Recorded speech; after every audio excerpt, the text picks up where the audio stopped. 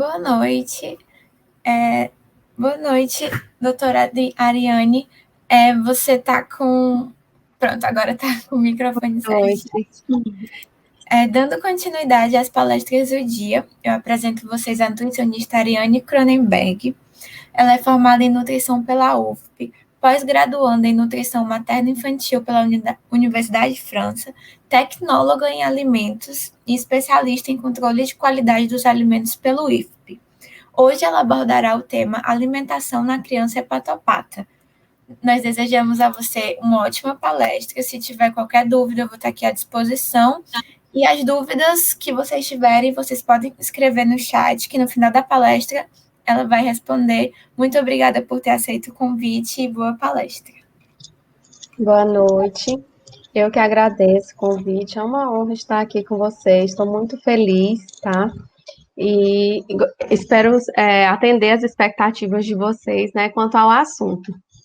Como ela já me apresentou, sou nutricionista, tecnóloga em alimentos, a mãe da Ana Maria, né, que ela é quem me puxou para esta área de atuação da nutrição materno-infantil. Foi depois da maternidade que eu resolvi mesmo atuar, que até então eu estava atuando em outras áreas da nutrição, muito envolvidas pela tecnologia em alimentos, que era mais na área de controle de qualidade dos alimentos. Mas estou muito feliz em estar aqui com vocês. Muito obrigada pelo convite mais uma vez.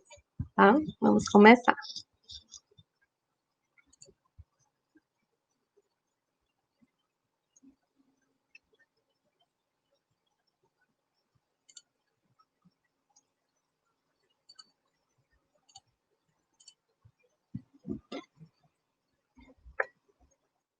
Então, aqui meu currículo, né, o mini currículo.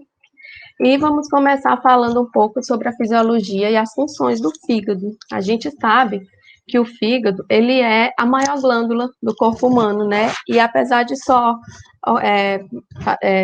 constituir mais ou menos 2,5% do peso corporal total, ele utiliza cerca de 20% do nosso gasto energético basal. Então, ele consome muita energia no nosso corpo.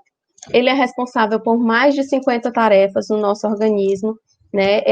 Ele faz o equilíbrio, faz o metabolismo dos carboidratos, proteínas e lipídios no nosso corpo, né? Dos carboidratos com a glicose, ele faz a glicogênese, glicogenólise, gliconeogênese. Então, se tem baixa glicose no organismo, o fígado está lá metabolizando para jogar mais glicose no sangue, né? Ele também faz o processo de transaminação, desaminação de aminoácidos, né? E também quebra lipídios para entrar na cadeia oxidativa, para gerar energia. O fígado também é responsável pelo armazenamento e ativação de vitaminas e minerais, armazena cobre, ferro, ativa também o caroteno e vitamina A vitamina D, né, 25-hidroxi, lá na formativa da vitamina D. Também é responsável por formar e excretar a bile, né? A gente sabe que na digestão das gorduras a bile exerce um importante papel. E o fígado é que faz a formação e excreção da bile. Então, ele é responsável por muitas reações, né, no nosso organismo. E qualquer alteração no fígado é muito importante que mantenha-se a integridade, né, do fígado, porque qualquer alteração vai alterar o nosso estado nutricional. Em relação às doenças hepáticas, né, a gente tem doenças hepáticas, elas podem ser agudas, elas podem ser crônicas, tá? E as hepatites, elas fazem parte das fases agudas da doença, né? As hepatites A e E são de transmissão fecal oral, né? Sendo que a hepatite E é uma hepatite bem mais rara. Também a hepatite B, C e D, que tem transmissão através de sangue e fluidos, né? Os vírus são transmitidos através de sangue e fluidos, sendo que a hepatite B e C, elas podem se tornar crônicas, né? Podem se cronificar. A gente tem aqui alguns dados de 1999 até 2019, né? Do Sistema de Informação de Agravos de Notificação, com fonte no Ministério da Saúde, onde foram relatados 673.389 casos de hepatite, né, no Brasil, sendo que 25% foram casos de hepatite A maioria foram casos de hepatite C, com 37%, hepatite B com 36,8% e 0,6% de hepatite D, né? E aqui está mostrando esses casos distribuídos nas regiões do Brasil, né? Então, a gente pode ver que no caso da hepatite A, teve muita prevalência na região Nordeste, a maioria, né? A maior prevalência de hepatite A foi na região Nordeste. Já a região Sudeste foi mais prevalente, as hepatites B e C foram bem prevalentes na região Sudeste, e a hepatite D foi bem prevalente na região Norte. Tá? Então, em relação aos óbitos, foram relatados, né, 74.864 mortes, sendo que 76,1%, né, a maioria dos casos, foram relativos à hepatite C, e 21,3% relativos à hepatite B, e apenas 1% à hepatite D, e 1,6% à hepatite A. Então, a gente está vendo que a hepatite C uma causa muito prevalente, né, causa alterações no fígado, causa doenças no fígado. Já a hepatite crônica, né, para ela ser considerada como crônica, deve ser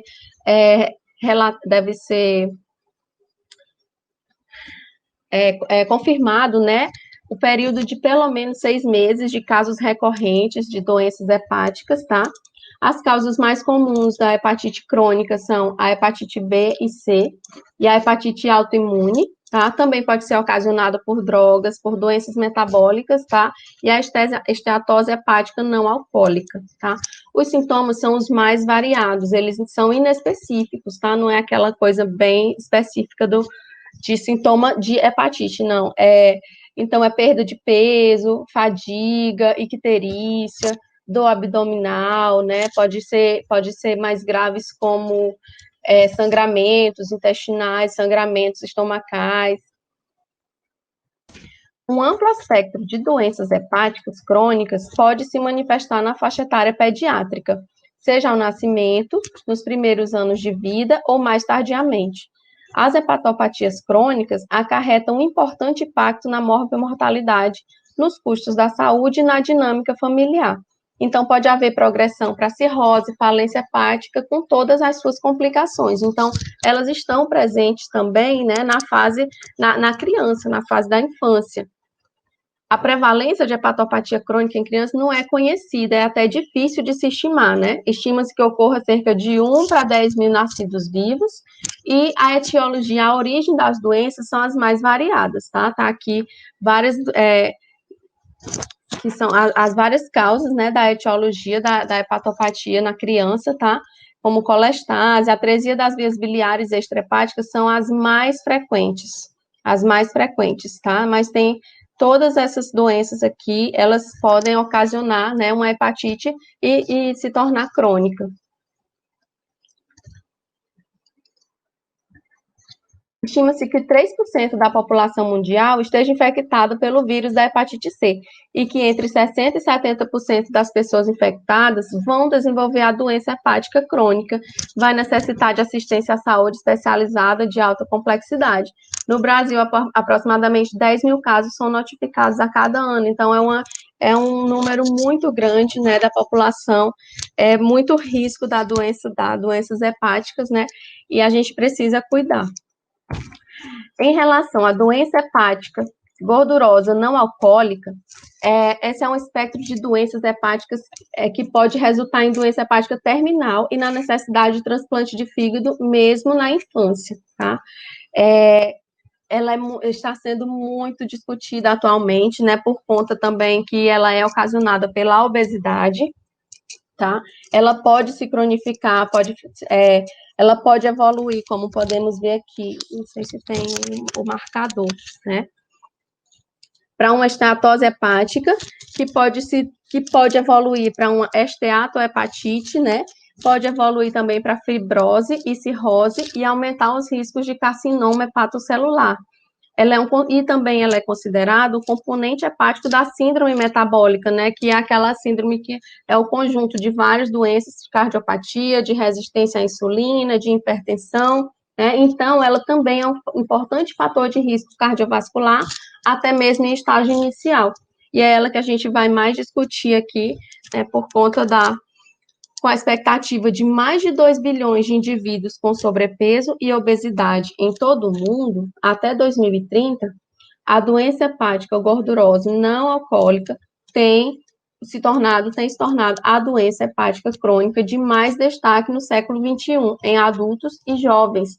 Então, durante as últimas décadas, a obesidade passou a ter um início precoce na vida, com um aumento drástico na infância. A gente está vendo aí, né, as estatísticas de obesidade na infância, e os números são altos e estão por conta de vários fatores, né, da mudança da dinâmica familiar, da mulher no mercado de trabalho, das facilidades com os alimentos industrializados, com os ultraprocessados. Então, a obesidade na infância tá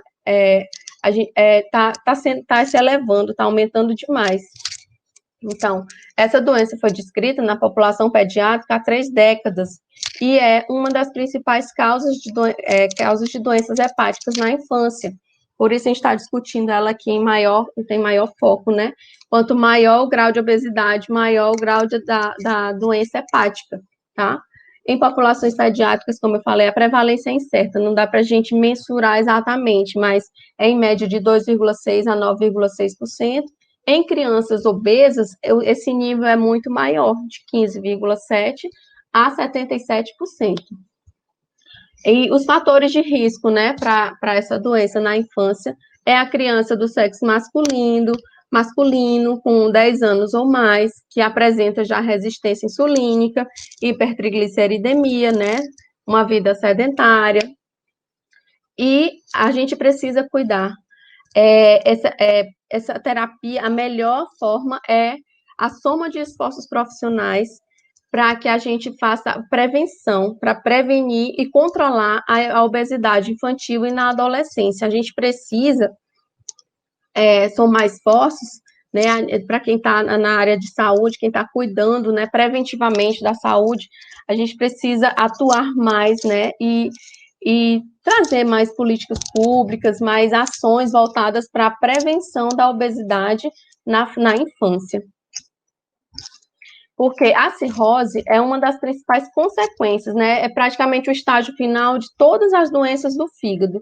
E ela é uma dinâmica entre o dano celular, né, da necrose, que aí o fígado vai responder ao dano, apresentando a fibrose e regenerando-se formação de nódulos. Então, o fígado cirrótico, né, ele vai ficar cheio de nódulos fibrosos, né, e vai ocasionar várias alterações no estado nutricional. Com o evoluir da doença, da cirrose, o fígado vai se tornando, vai tendo um aspecto diferente, né, uma anatomia diferente, vai perdendo a sua funcionalidade. E algumas vezes, mesmo quando cessa, né, o fator causal, a doença ainda pode continuar evoluindo, né? Então, causa o quê? Caquexia, causa anorexia, né, várias alterações no metabolismo, várias deficiências de várias vitaminas, também pode causar, principalmente as vitaminas lipossolúveis, né, a deficiência das vitaminas lipossolúveis, também pode causar uma osteoporose, né, por conta da deficiência de vitamina D,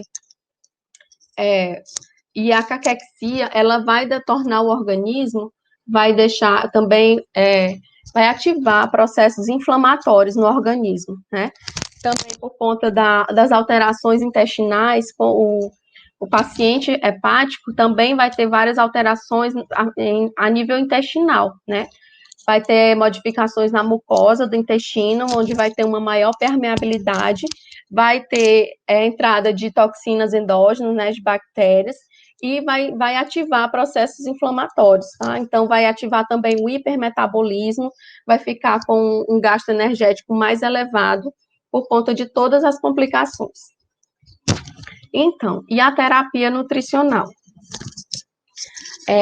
Antes de a gente elaborar uma boa terapia nutricional, precisamos cuidar e prestar bastante atenção na avaliação nutricional, porque vários marcadores nutricionais são afetados, como a albumina, a pré-albumina, né, que elas são armazenadas e metabolizadas lá no fígado, né? Então, a antropometria e a avaliação da ingestão dietética, elas são ótimas formas de avaliação nutricional, porém elas ficam melhores quando combinadas com uma avaliação subjetiva global, né, onde a gente vai avaliar a ingestão de alimentos, vai fazer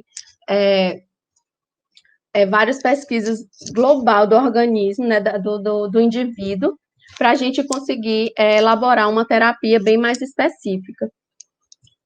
Outros métodos também podem ser utilizados, aliás, outros métodos de avaliação nutricional, como a bioimpedância, ela não pode ser utilizada. Por quê? Porque a bioimpedância, ela é muito alterada, né, pelo nível, estado de hidratação do corpo, e pacientes com doenças hepáticas, eles apresentam alterações como ascite, né, como vários edemas, e aí pode alterar nos exames. Então, não é um bom exame para avaliação nutricional. E nem o exame DEXA, né, que o maior empecilho dele é por ele ser caríssimo, né. Então, é muito importante essa avaliação com essa equipe multiprofissional, para que seja feito o diagnóstico clínico, né, através dos exames laboratoriais, né, dos marcadores do estado nutricional, antropométrico, né, com toda a avaliação, e a antropometria também, ela também tem as dificuldades, os desafios, né, por conta das alterações corporais, né, o IMC, ele pode ser totalmente dificultado, né, por conta dos edemas e da ascite, né, então é preciso a gente avaliar a parte muscular da circunferência do braço, circunferência muscular do braço, as dobras tricipitais, as dobras cutâneas, né, que esses fatores, eles não são alterados tanto, né, pelos edemas. Então, o diagnóstico tem que ser feito através de um conjunto, né, de parâmetros e através de uma equipe multiprofissional para chegar numa melhor avaliação, né? Também os exames laboratoriais. Para crianças, a avaliação antropométrica para crianças de 0 a 5 anos, a gente recomenda utilizar o software, né, o programa Antro, né, que é aqui do Ministério da OMS. Ele é muito bom porque ele vai avaliar a estatura para a idade, vai avaliar as dobras também, a gente vai alimentar o programa e ele vai gerar todas as curvas para você verificar visualmente, né? Então, o Antro, ele é ótimo, ele é ideal para crianças de 0 a 5 anos, né? E para crianças de 5 a 19 anos, a gente tem o Antro Plus, né? Que ele também vai dar os mesmos parâmetros, ele vai dar o percentil e os scores, tá?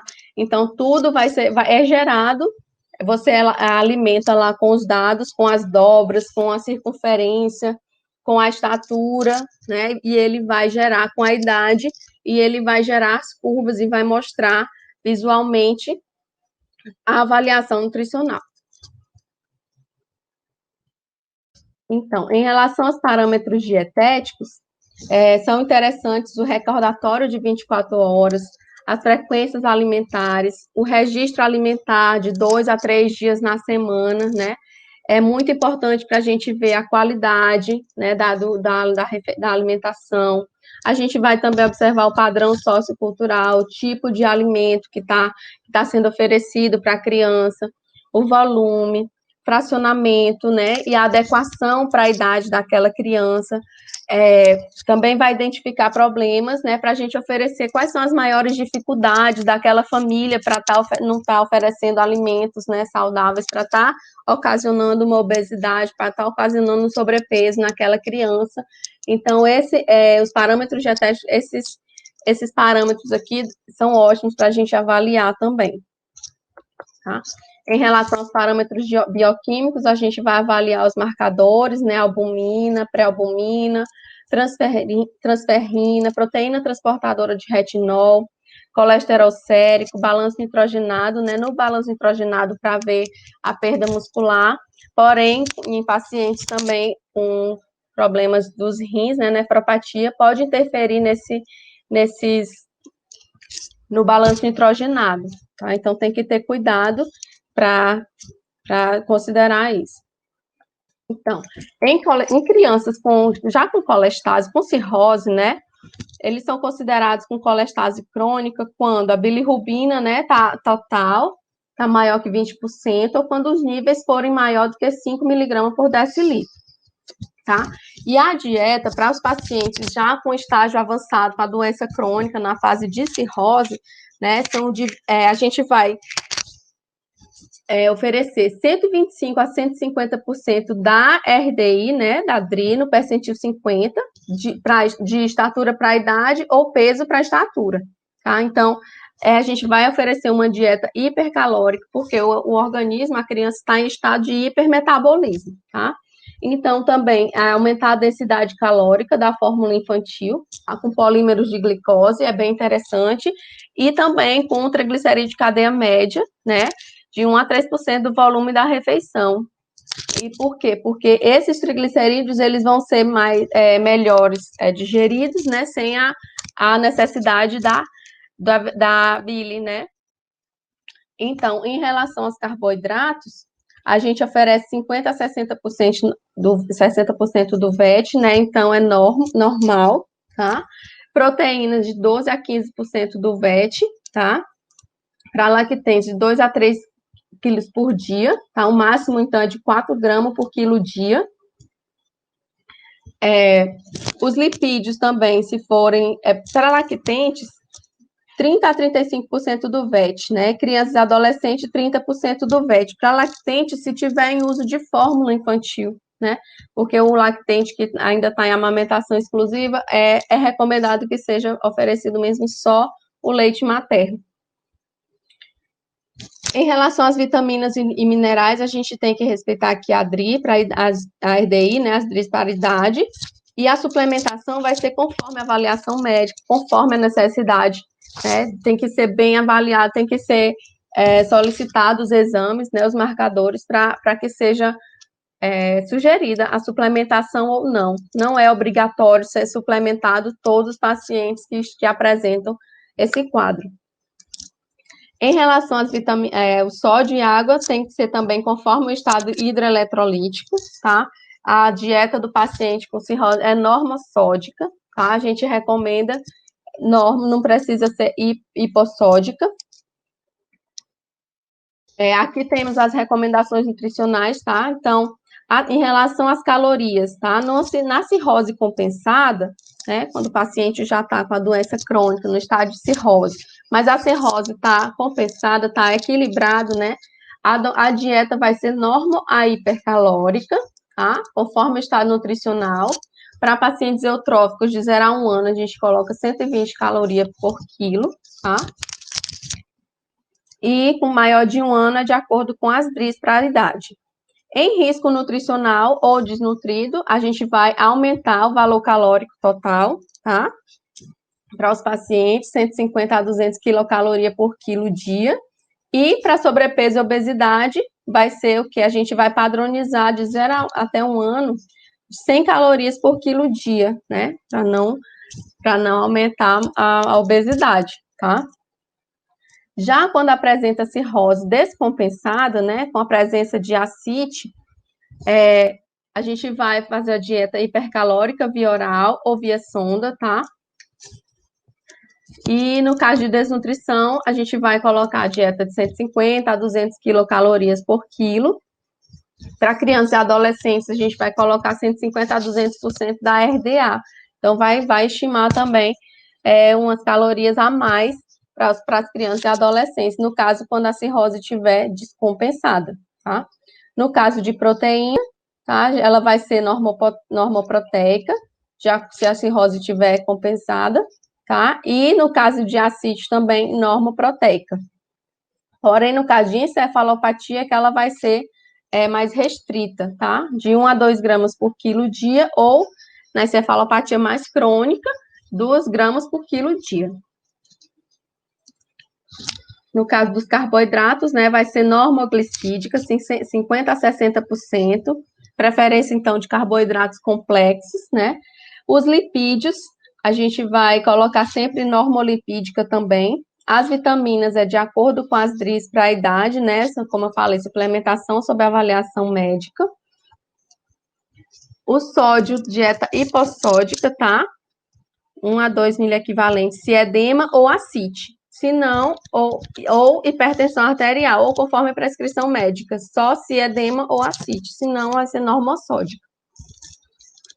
Os líquidos, né, restrição hídrica, se é edema ou ascite, né, ou conforme prescrição médica também, se não, vai ser normal. Em relação às vitaminas, a gente precisa ter cuidado, né, com as vitaminas A, D, E e K, são as vitaminas lipossolúveis, que elas podem estar em baixa, né, pode estar em deficiência. Já as vitaminas hidrossolúveis, geralmente, elas não perdem, né, não caem.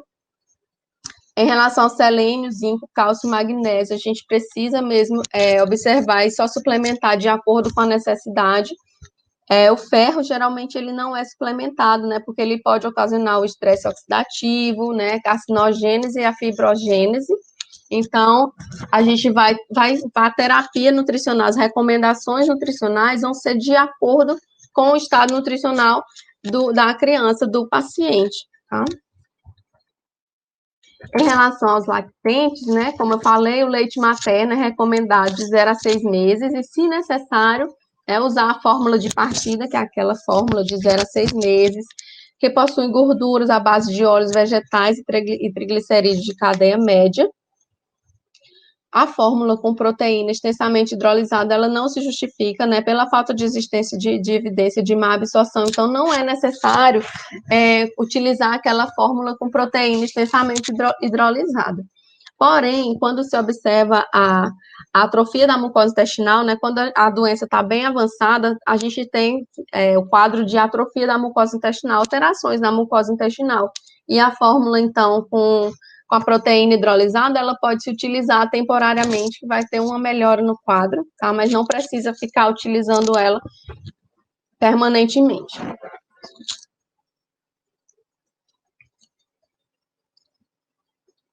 Também é interessante utilizar uma fórmula, né, elevar a quantidade de aminoácidos de cadeia ramificada, tá? E para crianças maiores, os triglicerídeos de cadeia média, as gorduras boas, né, elas podem ser adicionadas nas refeições, né, como a gente já recomenda, né, a partir de 6 meses, na introdução alimentar, o acréscimo da gordura, das gorduras boas, dos óleos vegetais, na refeição da criança, para ela elevar o valor calórico da refeição, né, já que a gente prepara tudo sem óleo. E aí, nas crianças maiores, os triglicerídeos de cadeia média, eles podem ser adicionados.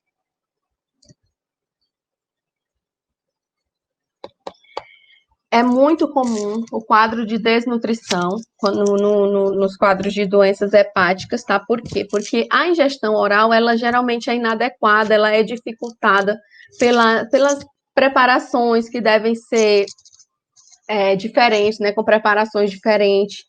Elas geralmente são pouco palatáveis, né? De sabor. E também por conta das consequências da doença, causa anorexia, digeusia, né? Não sente o sabor direito. Também é a sensação de empachamento, de saciedade precoce, é muito comum.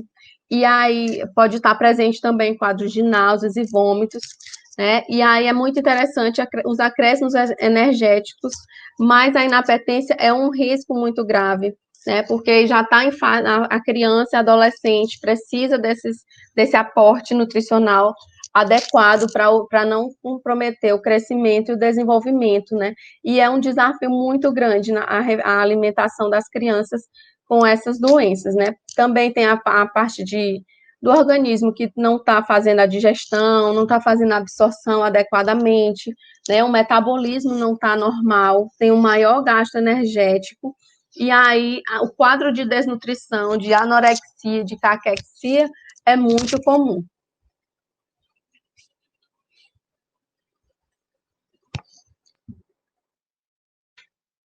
Então, tá aqui, ó, as causas da anorexia, caquexia na cirrose numa criança, tá? Então, as alterações gastrointestinais, elas estão presentes e são muito comuns, como a anorexia, as náuseas, né, a saciedade precoce, alterações no paladar, as infecções recorrentes também, os vários quadros de internação também podem afetar isso, porque quando a criança está internada também tem que ficar em várias vezes no jejum para fazer os exames, né, para realizar vários exames, e isso pode afetar também o estado nutricional da criança. O quadro de inflamação, de resistência à insulina, tem também as alterações metabólicas, né, o hipermetabolismo, então o metabolismo está muito acelerado, a diminuição da síntese proteica, a má absorção dos nutrientes e as alterações hormonais. Tudo isso junto vai causar o quadro de desnutrição e vai afetar o crescimento e o desenvolvimento dessa criança. E é aí que a gente tem que atuar. Então, refeições menores, mais frequentes, né? Eles são mais bem aceitos, tá? Quando a criança está ainda aceitando a alimentação via oral, então a gente precisa fracionar mais as refeições, tá? E botar um volume menor, tá? Porque é melhor, mais bem aceito, a digestão ocorre de melhor maneira, né? Os suplementos líquidos orais, eles são interessantes quando necessários, tá? E quando a criança ainda está aceitando a alimentação via oral. Quando não estiver aceitando, quando não tiver a nutrição enteral, ela também é uma terapia muito aceita e muito recomendada, né? De preferência com os TCM com proteína hidrolisada, tá? E quando é que ela é interessante? Quando a ingestão for menor que as DRIs, ela é mais interessante também em bolos, né, na forma mais fisiológica, através de sonda nasogástrica, né, é melhor, mas a bomba de infusão, ela também pode ser utilizada no caso de a bomba de infusão diurna ou noturna, no caso de a criança não está aceitando bem, né, através da, da administração em bolos, né? Quando tiver em quadros de vômitos, de muitas náuseas e tal, a gente pode utilizar a gastrostomia também, é uma outra forma de terapia que a gente vai estar impedindo, né, esse quadro de anorexia, de caquexia que esteja se avançando. A cirrose com a desnutrição, a gente precisa colocar, se tiver em quadro grave de desnutrição, a gente coloca a dieta à base de aminoácidos, né, em bomba de infusão noturna. Mas a gente precisa também continuar incentivando a criança a experimentar os alimentos, a conhecer os sabores, as texturas. Para quê? Para a criança manter a sucção, manter a mastigação, manter a deglutição, para ela voltar ao estado fisiológico normal, tá? Em relação à terapia nutricional para a doença hepática gordurosa não alcoólica, a criança precisa realmente perder peso. Então, a gente precisa estimular a perda ponderal do peso, estimular a atividade física, né, modificação dos hábitos de vida, que é para a criança voltar ao equilíbrio normal do corpo. Né? Então, essa doença, a gente precisa mesmo cuidar da obesidade, que cuidando da obesidade, a criança pode voltar ao estado normal, né, do fígado. Então, gente, várias doenças hepáticas têm diferenças, né, em evolução e no manejo, e a gente precisa avaliar bem, estudar bem cada caso para indicar a melhor terapia, né? Se desnutrição afeta a morbimortalidade e a qualidade de vida, tá? Temos também que considerar as particularidades para evitar repercussões negativas no crescimento, no desenvolvimento das crianças e garantir, assim, uma terapia nutricional adequada. Falando um pouco para vocês sobre a minha prática clínica, eu não tenho a prática clínica com doenças hepáticas, porque o meu atendimento é em consultório, né, mais consultório, mas o que chega também de crianças em sobrepeso, né, em obesidade, pré-diabéticos, é um número muito grande, mas eu acredito e que, infelizmente, com essa estimativa aí do aumento da obesidade aí na população, vai chegar, assim, até consultório, né, a nível consultório, a gente tratar de crianças com doenças hepáticas, né? Para mim, realmente, ainda não chegou, mas chega muito crianças com sobrepeso, pré-diabético e obesidade. Então, na minha prática clínica, a doença hepática, para mim, não chegou, né? Aqui tem algumas referências. Muito obrigada. Aqui estão os meus contatos. E e-mail, Instagram. E estamos abertos a várias perguntas e dúvidas.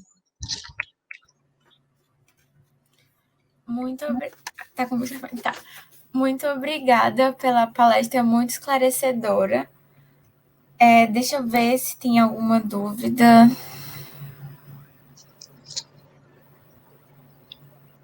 Não, a gente não estamos com nenhuma dúvida, mas muito obrigada por ter aceito o convite, pela ótima didática. Até mesmo a gente que não entende muito, assim, da parte de nutrição, foi muito esclarecedora. Muito obrigada mesmo. Que bom que gostaram. Eu agradeço mais uma vez e estou aqui. Obrigada.